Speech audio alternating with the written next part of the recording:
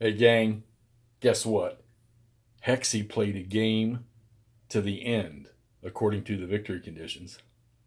Ney versus Wellington. Okay, first thing I'm going to say right off the bat.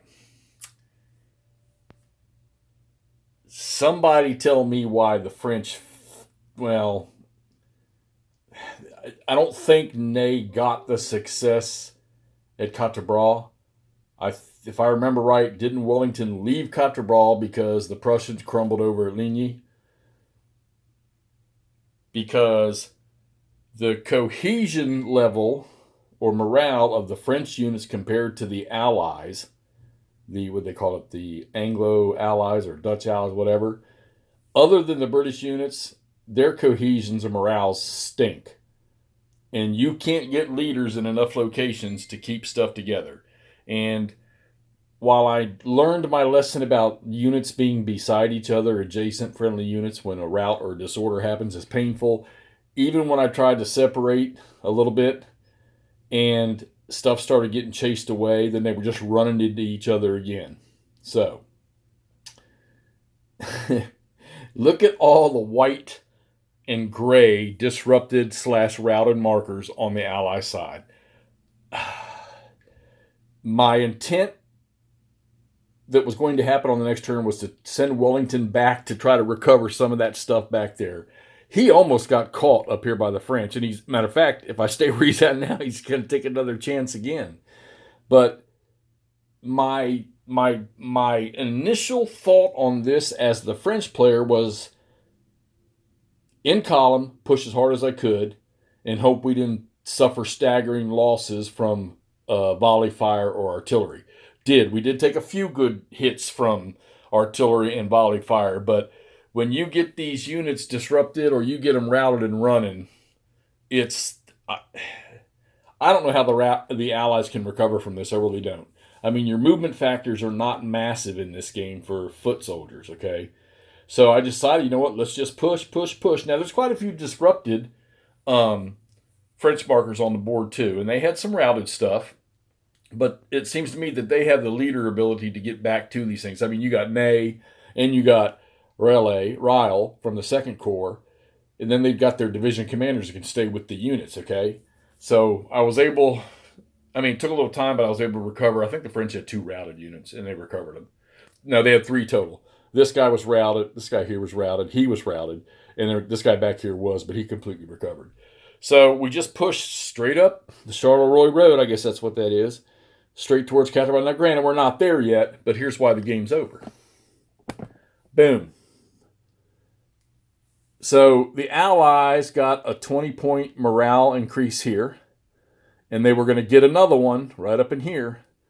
But the French beat them to the punch and just caused some devastating casualties. Now, here's an interesting little rule that I just happened to catch, that if a routed unit gets shock combat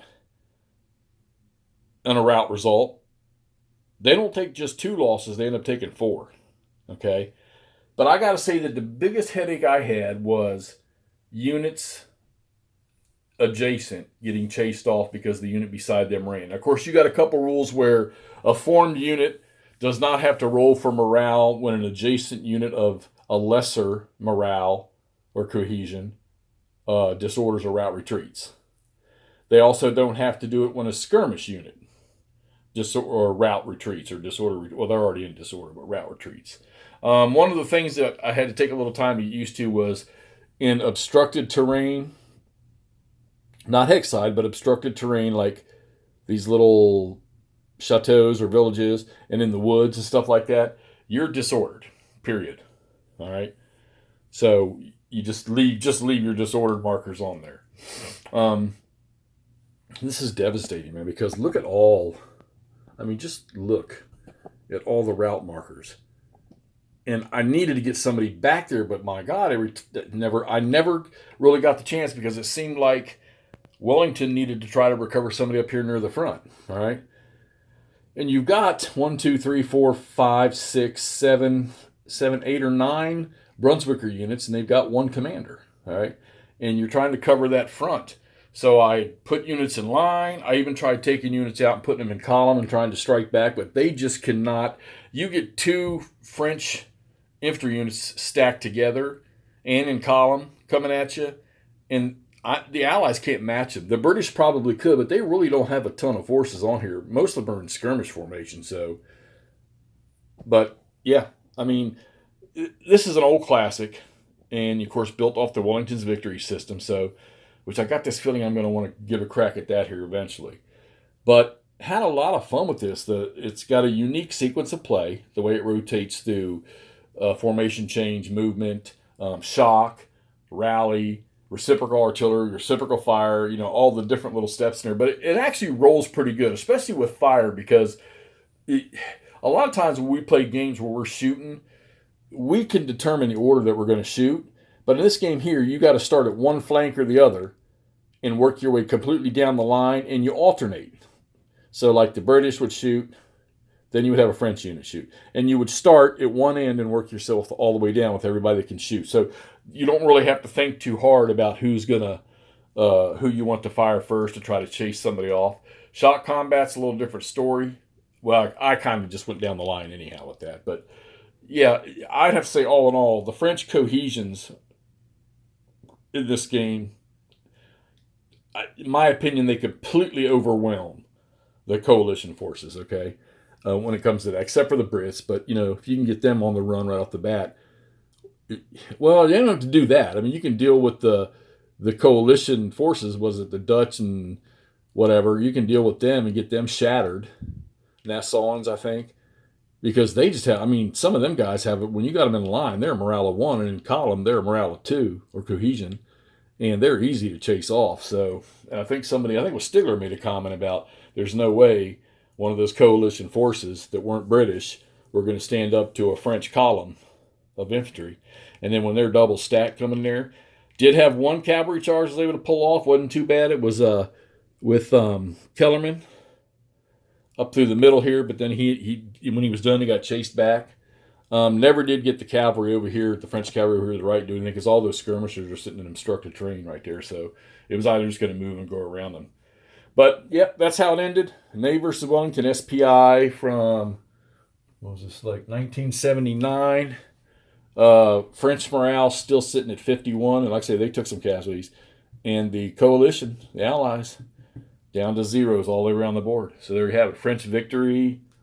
I don't know if they have a level of victory. Victory conditions. Let's take a quick peek. See if I missed something. See if there's a level. Let's see. French. If the Allied army is demoralized and the French army is not, that's a French marginal. Same as let's see. French must have at least. Okay, so I could keep pushing to a substantive or a decisive victory, which I don't think is really going to be a problem.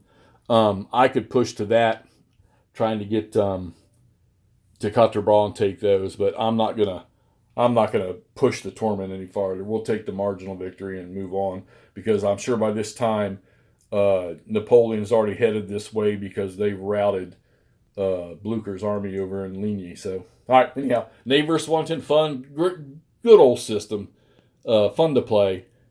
It's been a long time since I've touched this system, but I really enjoyed this little play through here right now. So let's mark this one up, and my book is complete. And let's get our box up, because Hexy's got ACW on his mind, and I need to get back to it with this being Gettysburg month. All right, we'll talk to y'all soon.